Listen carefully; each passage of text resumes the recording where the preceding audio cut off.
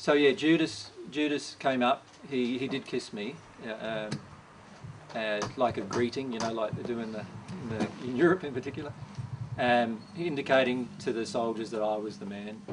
And the soldiers were soldiers that were a mixture of soldiers. They were Roman soldiers, but they were given to the Sanhedrin to maintain order in the temple.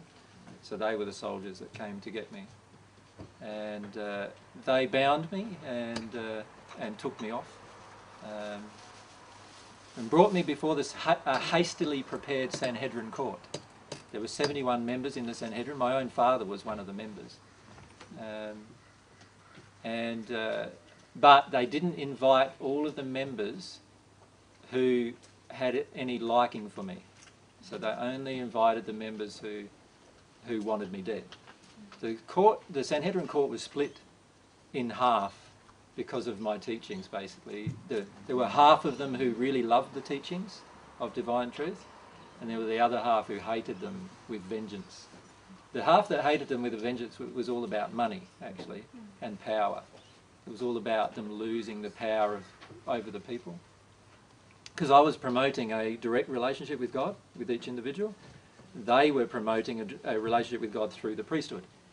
So obviously a totally different concept. And they were earning over 30 tons of gold every year from the people. So you were talking like huge sums nowadays. You're talking, I think in nowadays terms it's like $5 or $6 billion or something every single year was coming in from, like, just people just being raped of all this money. So it was a huge business, and my actions were destroying it. And so there was a lot of anger and rage towards me at the Sanhedrin, and so I was bound, and they'd come up and hit me or punch me and spit in my face and all that kind of stuff, and then they brought in so-called witnesses who had never seen me, accusing me of things that I'd never done, things like that. And eventually the court decided, without me actually saying a word, the court decided that I should be executed. But they decided they couldn't do it themselves. They didn't want to do it themselves for a lot of reasons, because if they did it themselves, there were quite a lot of Jews now who were supportive of me, and they felt that there'd be a huge revolt, and they wanted to control the revolt. They thought that if they killed me, then they were quite slimy men, right? Really, a lot of them. They were really politically savvy, and so they made some decisions that they wanted to get me involved, like with the Romans, so the Romans would kill me. So they sent me to Pilate, took me to Pilate, and Pilate was in a...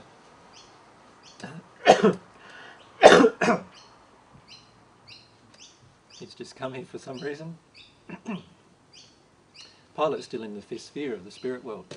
Now, as we speak, he's not yet in the sixth sphere, and he's just come to visit, so... Anyway. But they took me to Pilate, and myself and Pilate had a long discussion, actually, around an hour or so, where we were talking about truth. He was questioning me to determine whether I wanted to be king of the Jews and all those kind of things. And I told him, my kingdom's no part of this world, and if it were, that my attendants would have fought for me, and I didn't want them to fight. It wasn't about that, it was about something that was going on in the spirit world, and I talked to him about the spirit world. And I talked to him about truth, the importance of truth, the importance of God's truth, divine truth, and quite a few other things. And he basically ended our conversation with, what is truth anyway? He got so frustrated with the conversation. But he took me out onto it's very similar to how it shows it on the Passion, and presented me to the people and say, look, I don't find any fault with him, so I don't feel that he should be killed. He was also afraid, though, of his own... He was very afraid. At the time, yeah. Because of political stuff that was going on. Yeah, he was very afraid of his own position, because what was happening is that there was a change in government in Rome that was affecting his livelihood in Jerusalem. He was skimming lots of money from the temple So there was a lot of money things going on, where the Through Sejanus, wasn't it? Sejanus was looking after administrator for the emperor, Tiberius at the time, because Tiberius didn't want to do it, so he put a person he believed in charge to do it. That person was his best friend at first. Then he started seeing himself possibly in that position, but he didn't have that position, you know, from his upbringing sort of thing, or through rank or whatever it was. So he started like trying to milk the money to try and put bribes everywhere, to get himself in that position. His idea was to like assassinate Tiberius then, but he'd become aware of this and had Sejanus killed, and all of his followers knew about it, all of the family, anybody that come and grieve for that person, so there'd be no more uprising about it. But Pilate also was a person who was in charge of skimming all the money from all the taxes there to try and fund all the stuff he wanted to do. And Pilate somehow escaped being noticed, so he was shitting himself basically of being found out, so he didn't want any uprisings to do with anything, he just wanted to keep it all quiet and let the Jews bugger off, you know, you sort out your man. Yeah. So Pilate had a lot of reasons to stay away from the whole issue. He got forced into it by the Sanhedrin, and they had agitators in the crowd saying, you know, he's calling himself the king of the Jews, which I wasn't, obviously, but that's what they kept on saying. He's calling himself king of the Jews. We have no king but Caesar, and, you know, really getting into Pilate, like, you know, this is going to affect you with Caesar if you do something here. And so Pilate firstly came up with an idea that they were just angry with me, and so he decided just to have me flogged.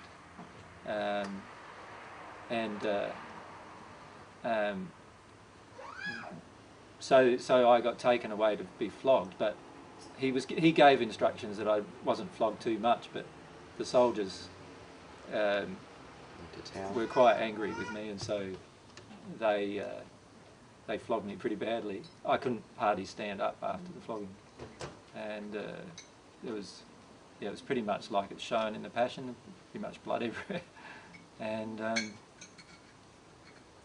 so they propped me up in front of the crowd now, hoping that my bloody mess would sort of calm them all down, and they'd look at what they'd done and they'd just give it away, you know. But they didn't. So that's when the soldiers sort of whacked a crown of thorns on my head,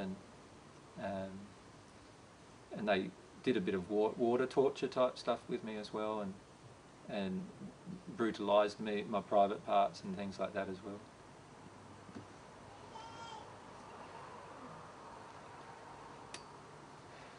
And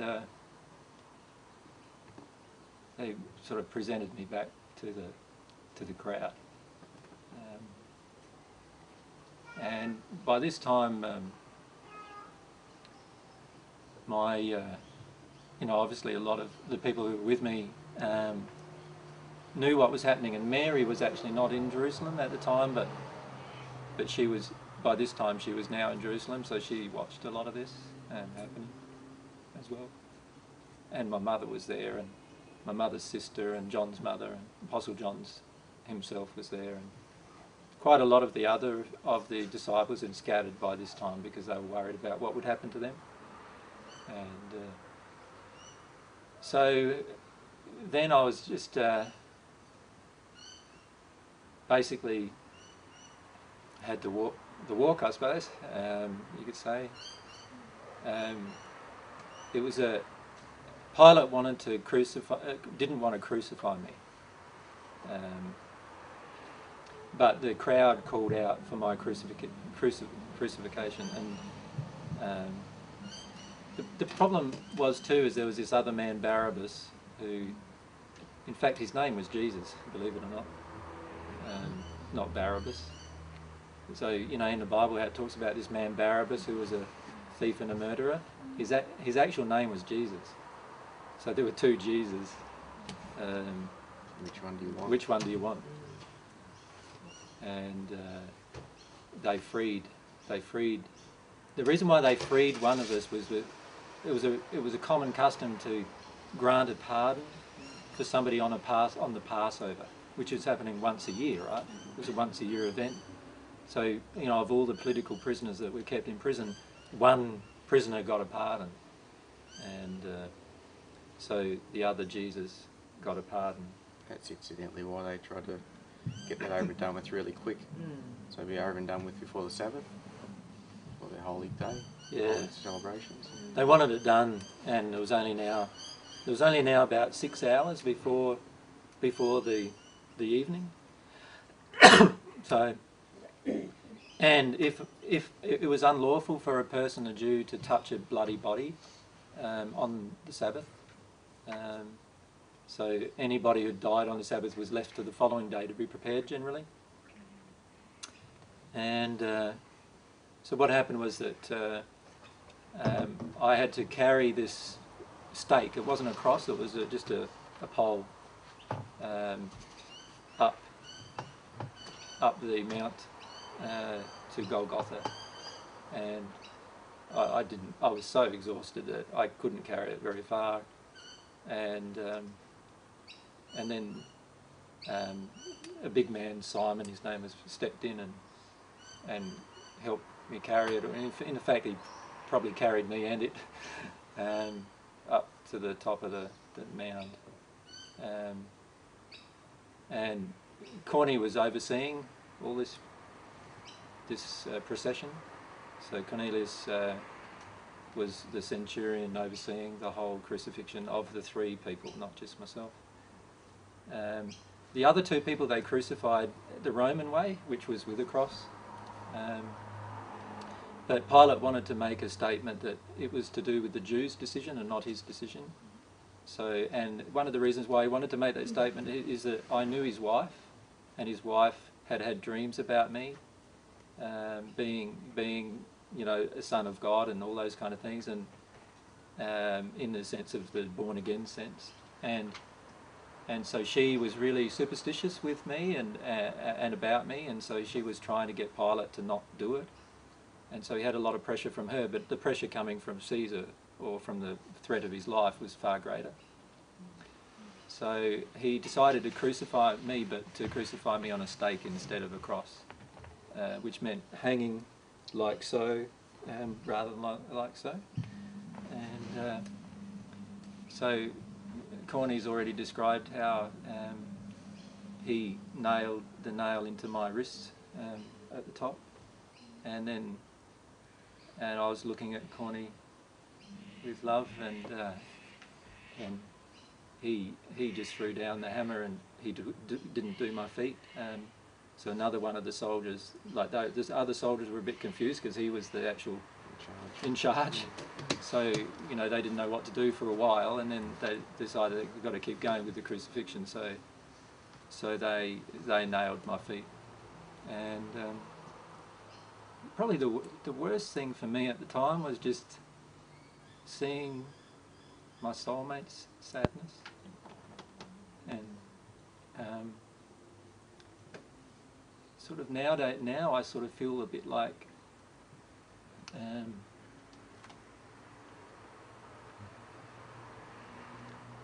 before then I felt like I'd made the right decision, like it was a decision to allow this to occur, but watching my soulmate's heart die just brought lots of, like, it was just quite sad to watch that happen. And you know, she went from being this beautiful, joyful spirit to being just this really terrified and joyless person. And I felt one of the feelings I had after I passed was that I'd destroyed her, you know, in a way. But my mother was there, and John was there, and a few other women were there, not many men. It wasn't like a great crowd of people there, just a few people. And they, because it was Passover was coming up, they decided that they needed to break my legs, so that when you're hanging from a stake, your whole body rips in half from just under your rib cage, and all of your internal organs tear apart.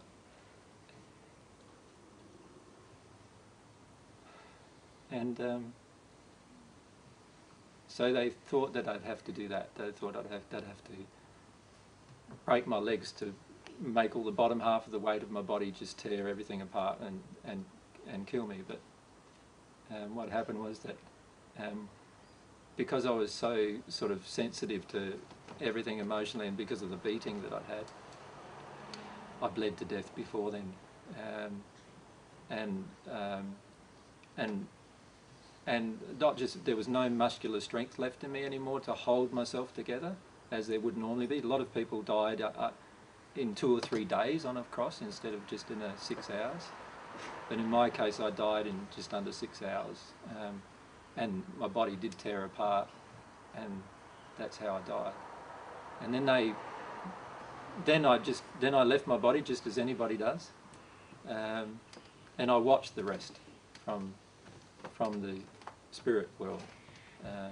So I was there while, you know, they stuck a spear in my body, and I don't have any emotions about any of that now, even, because it was just something I observed, if that makes sense.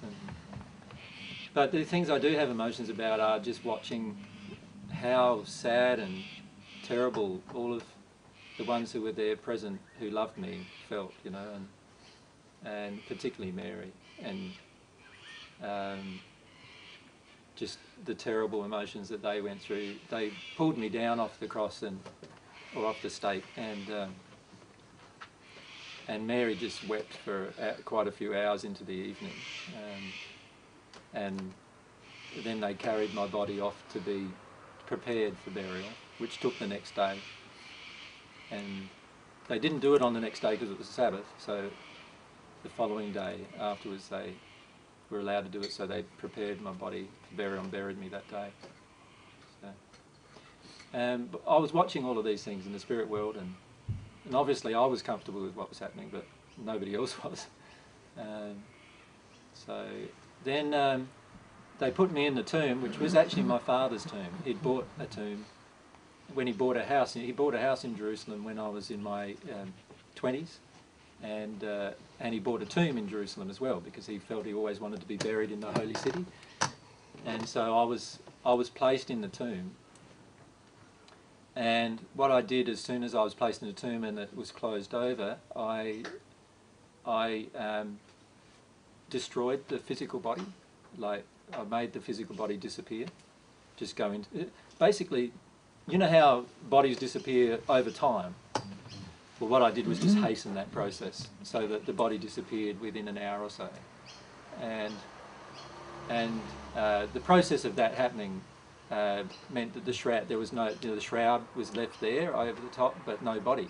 So I folded up the shroud and put it in the corner at the head of the tomb.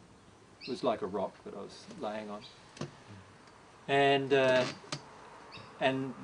I did that because I wanted to demonstrate that I'd done it. Do you know what I mean? That I'd actually done something, that something had happened here. I knew the tomb would at some point be rolled open.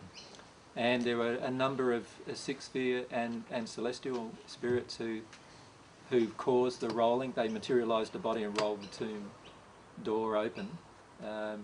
The soldiers fled when it occurred. There were 2 or 3 soldiers guarding the tomb, and they fled. And then when Mary came the next morning, my Mary, Mary Magdalene, came the next morning, obviously the tomb was open and my body was gone. And she thought somebody had stolen me, stolen my body. You know. But then as she came out of the tomb, I appeared before her. I pulled together a physical body and appeared before her and gave her a hug, and as soon as I did that, she realised, because my form looked a bit different, she realised that it was me. And then she ran back to where the other disciples who were still in Jerusalem were hiding, and told them that she'd seen me, and they had told her that she's crazy. And they told her that it's not possible, and they told her that quite a few things actually, along with being a stupid woman and why you're just emotional and all that kind of stuff. And she was saying no, you know. And eventually John and Peter believed her enough to actually run to the tomb and have a look. And when they ran to the tomb, they went in and seen my body was gone, and they thought the same thing as she thought. And then when they came back out again, I appeared to them, So by this time, there's 3 of them now who had seen the same thing, and then over the next 50 days, I appeared to nearly 500 people. Which in a materialised body. In a materialised body, yeah. So you know how this resurrection thing, people say it was a resurrected physical body. Well, it wasn't. I was just a normal spirit now, just like you will be when you pass. And when you have the power coming from God, you can materialise a form. And this happens all the time, by the way. Like, I've had some interactions already with different spirits who, and some of the different people I know have had interactions with spirits that I know were spirits who have materialised a form. And it happens all the time. It happens quite commonly, actually. So, so I materialised a form on lots and lots of different occasions, and then I actually got quite a lot of them together when I left them, and I sort of took my form up into the clouds, if you like, just to demonstrate that I was in a different state, really. So a lot of the things that I tried to demonstrate are now misinterpreted, though. So, I was just trying to demonstrate a lot of different truths in the process, but a lot of times it was misinterpreted. But it affected my soulmate really badly, the whole events, and she was 6 months pregnant as well, so it affected my daughter, unborn daughter, really badly too. And there's a lot of emotions that I'm going through right now about that, about how much those events affected them.